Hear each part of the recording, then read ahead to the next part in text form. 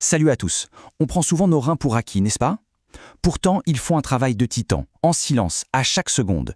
Aujourd'hui, on va plonger au cœur de leur super pouvoir, le système de filtration glomérulaire.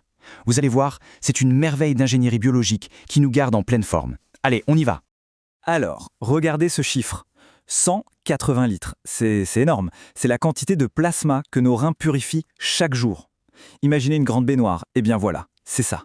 Et tout ce travail se fait en continu, sans qu'on se rende compte. C'est juste dingue. La question qui se pose, c'est comment? Comment est-ce que notre corps arrive à réaliser un tel tour de force, purifier notre sang avec autant d'efficacité, autant de précision? C'est ce qu'on va décortiquer ensemble, pas à pas. Bon, pour tout comprendre, voilà notre plan de route. D'abord, on va voir ce qu'est la filtration.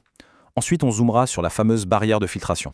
Après ça, on parlera des forces qui entrent en jeu, de comment on mesure tout ça en médecine, et pour finir, comment le corps régule ce système de manière hyper précise. Allez, on attaque avec le premier point. Ok, première étape, qu'est-ce que la filtration? C'est vraiment le point de départ de tout, la première phase pour fabriquer l'urine. C'est là que le rein fait le grand tri, qu'il sépare ce qui doit être gardé de ce qui doit être jeté. Ce qui est assez fou, c'est que tout ce processus est passif. Ça veut dire qu'il n'y a pas de moteur, pas de pompe qui force le passage. C'est un peu comme un filtre à café, mais version high-tech et biologique. Le sang arrive, la pression fait le reste. Le liquide passe des capillaires, qu'on appelle les glomérules, vers un petit réceptage, la capsule de Bowman. Simple, mais hyper efficace. Et ce graphique le montre très bien. Sur tout le plasma qui entre dans le rein, il n'y a qu'environ 20% qui est filtré pour devenir ce qu'on appelle l'urine primitive, ou l'ultrafiltrat. Et les 80% restants alors? Eh bien, ils contiennent tout ce qui est précieux. Nos cellules, les grosses protéines, tout ça retourne direct dans la circulation.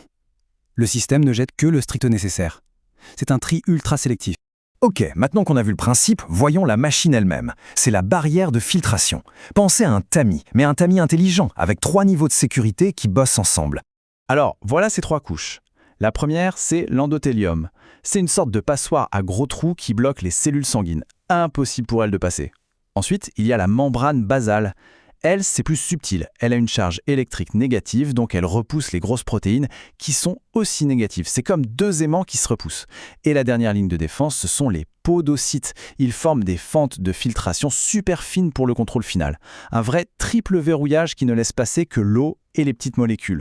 Bon, on a vu l'anatomie, passons à la physique. Parce que tout ça, ce n'est pas de la magie. C'est une question de pression. Un véritable bras de fer entre différentes forces. Et tout ça peut se résumer dans une petite équation.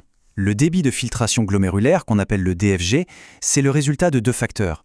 D'un côté, la pression d'ultrafiltration nette, c'est la force qui pousse, et de l'autre, le coefficient de filtration, le KF, qui représente en gros la qualité du filtre, sa surface et sa perméabilité. Voilà le fameux bras de fer. D'un côté du ring, on a la force qui pousse, la pression du sang dans les capillaires. Elle veut faire sortir le liquide. Et de l'autre côté, 2 adversaires qui résistent. D'abord, la pression du liquide qui est déjà dans la capsule, qui pousse un peu en sens inverse, et surtout la pression oncotique. C'est la force des protéines restées dans le sang. Elles agissent comme des éponges, elles veulent retenir l'eau. C'est une lutte constante. Alors, qui gagne ce combat? Eh bien, l'équipe qui pousse, mais de justesse. Le résultat, c'est une pression nette de 10 mm de mercure en faveur de la filtration.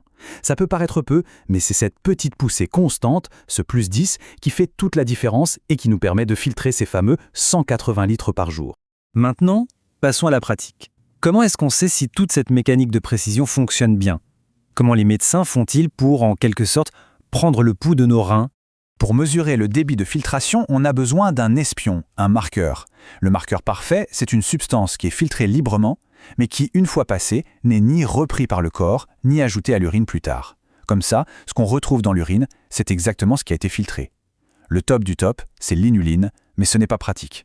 Alors au quotidien, on utilise la créatinine, qui est un déchet naturel de nos muscles et qui fait plutôt bien le job. Et cette mesure, elle nous donne un chiffre super important, le DFG. C'est un peu le carnet de notes des reins. Au-dessus de 60, tout va bien. En dessous, on commence à parler d'insuffisance rénale, d'abord modérée, puis grave.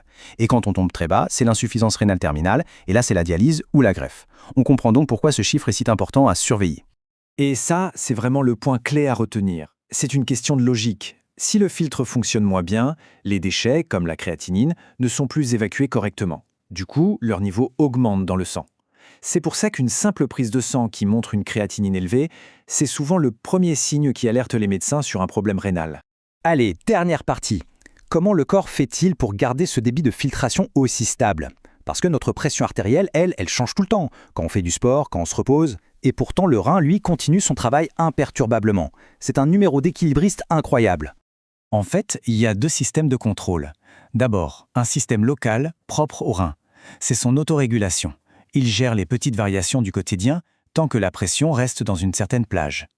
Et puis, il y a le plan B, le contrôle général, qui fait intervenir les nerfs et les hormones. Lui, il s'active dans les situations d'urgence, genre une grosse hémorragie. Un exemple parfait de ça, c'est le système rénine-angiotensine. C'est d'un nom un peu compliqué, mais le principe est simple. Imaginez que la pression sanguine chute, le rein s'en aperçoit et libère une substance, la rénine.